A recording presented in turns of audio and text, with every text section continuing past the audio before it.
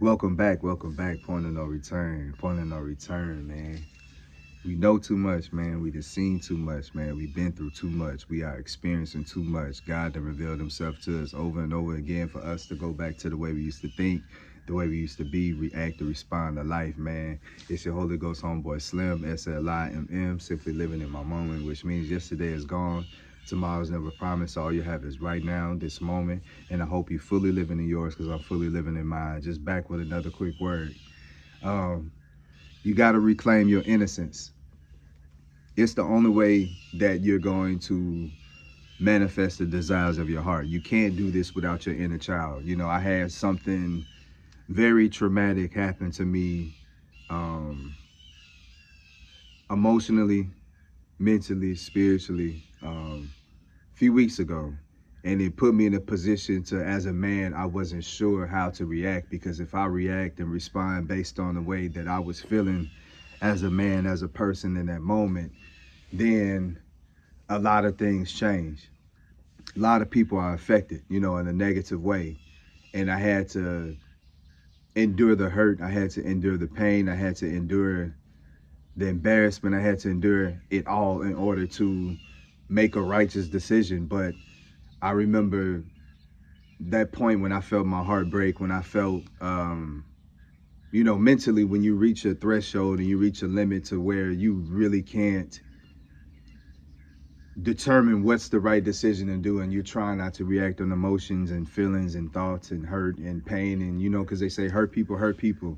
You know, if you're angry, you want to make somebody else angry in that moment. And I didn't want to continue this cycle of hurt. And I remember just getting to a point to where I just didn't know what to do. And it was like a movie. I was literally about to black out and just allow whatever to happen. Man, my inner child, that little boy, you know, at 5 years old, that I felt like I lost because I had a traumatic experience happen at that point, and it forced me to be a man. It had stole my innocence in a sense. I haven't seen him, you know, since then, because at 5 years old, I made a decision like, nah, I have to protect mom. I have to protect my siblings. I have to protect myself. I have to be the man in the house. I have to be here because nobody's there to hold it down. Nobody's there to make sure that the people I love and the people that I care for, the people that I would die for, you know, don't get hurt no more. You know what I mean? So at 5 years old, I made a conscious decision to grow up, and I have been a little man ever since, you know. But at that point in time, a few weeks ago, when I was hurt like that on the inside, because I had to go deep. I had to go deep to not react, to not respond, to just allow time to kind of fix itself. You know what I mean? And that little boy came and hugged the adult me, and he told me, man, like, we've been through more. We've been through worse. We survived bigger than this. So let's go, and I'm gonna hold you. You know what I'm saying? He wasn't mean. He just gave me that words of encouragement to let me know that we can't let anything stop us from getting us to where we need to be. You can't let anyone or anything or any place or any belief or any doubt or, you know, any superstition, any fear, any curse, anything that we can use as a reason or excuse in order to not go after our dreams, go after the promise, go after the purpose that God has for us. Like, we can't allow any of that stop us from getting to where we need to be. And then I guess at that moment, he saw that this moment was a breaking point, because that's what happens when you have a situation so traumatic and so hard to deal with. In that moment, you can fracture and split in order to save the little bit of innocence and a little bit of life and a little bit of love and a little bit of peace and a little bit of self-awareness, self-dignity, a little bit of faith, a little bit of trust, belief, you know, all that things you shut down in a sense in order to protect all that, you know what I mean? So you can have enough for the next fight. So that little boy came and hugged me, and he was like, nah, chill. Just chill. Just let time fix itself. Just let everything settle down. Just let everything fall into place. And then when you feel ready, when you feel able, when you feel capable of getting back up and responding and reacting in a way that you know that is you, in a way that you know that you are back as close to your baseline as you can possibly be. When you know that you're talking and thinking and want to behave and speak and articulate yourself in a manner that is asking for communication, is asking for production, is asking for, understanding. You're looking to be open to understand everything that's going on, not just from your perspective, but from the other person's perspective too. That's what kept me going toward my purpose. Because if I would have reacted and responded in a way that was negative, or if I would have matched fire with fire, then we all burned down. But I needed that little child, that little boy inside of me in order to remind me that we don't see problems. You know what I mean? All we see is the solution. All we see is, how can we fix this? How can we make this better? Like, how can we move past this problem? And right now, like, that's where you at right now. Everything is going to come and try to trip you up. You're going to present it with these puzzles, these problems, these dilemmas, these hurry up and do something right now. But your job is to sit there and really just process and think about logically what you can and can't do. If it's anything that you can't do about it, then you give that to God. If it's anything that you can do about it, then you make those steps to do that. But you just keep working towards your goal and towards your dream and towards your mission. I remember being little and having a crew and having a pack and riding around the neighborhoods, and we looking at our little world. And you know how it is when you playing role playing and you playing the fantasy play as a child, the therapy and all these things, and you being characters and you being superheroes and you going on these personal missions that only you and your friends could see. And even though that other people can't see it, to y'all it's real. Y'all could be on the playground or be on a little, we had like a boat, and it was like in a sand pit. And that little boat, we used to get on that boat, and me and my cousins, my friends, we used to sail the world. We used to travel the world, and you couldn't tell us it wasn't real. And we would run through the neighborhood and encounter little problems and other little crews and things like that. But we never solved the problem. All we saw was the solution. All we saw was our destiny. All we saw was the mission being completed, and we didn't let anything stop us. And as we got older, as we became adults, as we became hardened and bitter and broken down and ruined by the world, we started looking at just reality, and we started letting those limitations put a box on us, and we started living within that box, and we was afraid to break out and reach. But now we're reaching, and the only way you're going to bring down the dreams and bring down these things that you want dearly, you got to have that inner child, and you got to allow him to take over and give you that imagination again, to give you that limitless feeling, like to give you that, like, you don't care what's going on, you don't care what you see, you don't care what you experience, and you don't care what's happening around you. You don't care what's going on to you. You know what I'm saying? You don't want these things to happen to you, but as long as you know you can make it through this, as long as you know you can make it past this, as long as you still free, as long as you still breathing, as long as you still got life, then you know you still got an opportunity and a chance for your dreams to come true.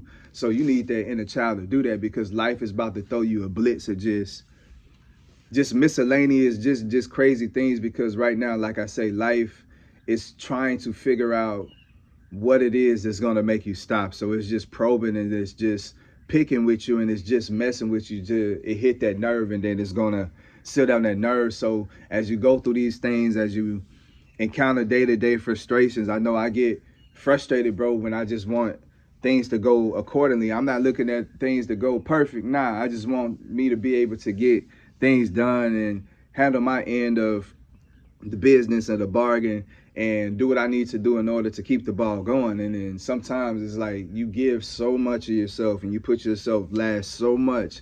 Again, you don't get an opportunity to get to yourself and to other people. Feel me? And even to yourself, sometimes it might not seem like what you're doing is important, but you still feel the weight. You still feel the prestige that it comes with you doing what you're doing. So you gotta, whatever it is, like whatever God has commissioned you to do, whatever talents, gifts, and ability God has given you to use in order to make your life better and to make the lives of others around you better as well, you gotta continue to put that into motion. You feel me? Like God always tell me to write and never stop writing. You feel me? Pray, never stop ceasing to pray. You know what I'm saying? Like just keep being positive, keep being a light, he give me these things that make me me. And as long as I'm doing these things and I know I'm moving in the right direction, when I'm not able to do one of these things and then now I'm not able to do two of these things, and I, you know what I'm saying, I could tell when something going on with me. I could tell when something wrong with me, and that's me listening to the inner child. That's me smiling and trusting God and at his word and listening to Jesus and listening to how he got through what he needed to get through in order to achieve his purpose and achieve his mission while he was here. I listen to the Holy Spirit when it's moving and when it's telling me to speak and say something, when it's telling me to be still, to be quiet, when it's telling me to just cry and let it out, when it's telling me to just write, when it's telling me to just sing, when it's just telling me to just walk, when it's telling me to just go to sleep, when it's telling me to, hey, don't take this route, take, you know what I'm saying? I'm open, I'm all ears, and I know as an adult, logically, I wouldn't be able to fathom this without some type of innocence. So you got to reclaim your innocence, and like you become blameless and faultless before God this way. You know, it's not being without sin. It's just getting to a point to where you're not sinning. You know, you're not intently sinning. You're not sinning on purpose. You're not out here waking up like, okay, how can I stir the pot? How can I make somebody day bad? How can I cheat? How can I lie? How can I steal? How can I destroy? How can I manipulate? How can I control? How can I self-worship? How can I, you know what I'm saying? When you waking up like that on demon time, as they say, how can I kill? How can I rape? How can I, you know, hurt people? You know, all these things. When you waking up like that, you're not being a good person. You don't even have the intent to turn it around or to repent for your sins. You know what I'm saying? But when you a person like us, you wake up every day and you looking to help. You looking to be of assistance. You looking to serve. You looking to please. You looking to make somebody smile. You're looking to make somebody happy. You're looking to change somebody's life. You're looking to enlighten somebody. You're looking to inform somebody. You're looking to pray for somebody. You're looking to heal somebody. You're looking to help somebody by telling them what they dream in. You're looking to bring clarity to somebody. You're looking to bring the truth to somebody. You feel me? You're looking to bring salvation. All these things, it's a different type of person. So when you come like that, that's why I say he look at your heart. We all sin knowingly and unknowingly, but he look at your heart and he look at where you at on the inside and what you trying to do with this time, what you trying to do with this moment, what you trying to do with this day. And again, if you just go by based on us just getting older and just becoming adults, and we take that cold reality check and we see that the world is cold, we see that people are cold, we see it's evil, bad people out here, we see it's not fair for a believer, it's not, you know, even for the chosen one, it'll make you want to quit, it'll make you want to give up, it'll make you become hard too. It'll make you want to play the game, and now instead of you being a victim because you're tired of being hurt, you become the perpetrator. So you fall in that trap again. Hurt people. But we done broke out that box. We done broke out that mental state. We done broke out that perspective. When we letting this inner child guide us now and take over, because you're gonna have some things that you're gonna see, hear, and experience that is gonna make you question, is it all worth it? And you need that inner child to check you and tell you yes. You need that inner child to continue to feed you that vision and feed you that picture of your better tomorrow, your best day, your future. You need that inner child to show you that you're unstoppable, that you can't be conquered, that you can't be touched. You need that inner child to show you that with God, anything is possible. So you need to reclaim your innocence. And the only way you could do that is you just got to keep cleaning your life up.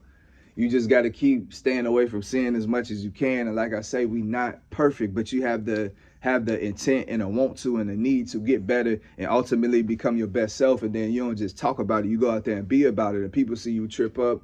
People see you make mistakes. People still see you. You feel me? Oh, he ain't. Yeah, he changed. Just because you can't see the person's heart, all you seeing is, you know, that behavior. And the thing is, people waiting just for that negative behavior, just for you to do the things that you say that you've been working on. You know what I'm saying? They want to see you trip up. So every time you trip up, it might be once in a blue moon or a few times, but they're gonna blow it out of proportion. You feel me? Because that's the moment they waiting on. You so consistent with your behavior, with your standard of living, with the way you carry yourself, with the way you speak, with the way you move around, with your, you feel me, your praise and your worship. You so on top of the game with it that they want to see those few days where you do mess up and when you do glitch and when you know what I'm saying, but they keep coming far and far, few and few in between. You go a lot of days when you just having good games.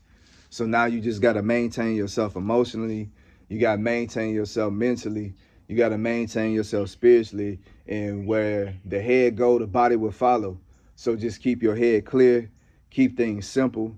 Um, God ain't gonna allow you to focus on too much. Whatever He put on your heart to do, whatever He put on your heart to achieve, that's the only thing you're gonna be able to do right now. So no matter what you try to do, you can't step outside your purpose right now. You can't step outside your mission. You can't step outside the promise that God got for you. So don't even frustrate yourself. Don't even get mad when you're trying to go for things and it don't work out in your favor. You know, just look at it as God just keeping you on this narrow road, this straight narrow road.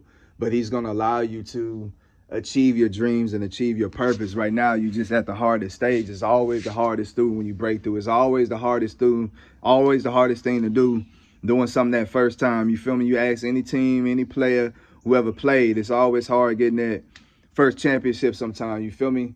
And then not only that, when you get there, how can you stay on top? You feel me? How can you maintain this level of hunger, this level of tenacity that you have in order to want to be successful, to want to be the best version of yourself, to want to be used in God's kingdom? You feel me? Like how are you going to maintain this fire and keep it burning? The only way you can do that is you got to keep listening to that child, because that child never going to get tired. You know, that child achieve one mission and it's on to the next. You feel me? So you need that in order to not get complacent, to not get stale, to not get old. You need that inner child to continue to evolve and keep up with time, because time gonna move on. You feel me? A lot of people get left behind because they unwilling to keep up with the times. No, you don't change who you are. You just use the information, the technology, you use the medicine, whatever they got going on in this point of time in order to make yourself better. You accommodate and assimilate, you know what I'm saying? But you need that inner child in order to see the bigger picture and to see all that God has got for you. So, in order to reclaim your innocence, you know what I'm saying? Just stop doing a lot of stuff, bro.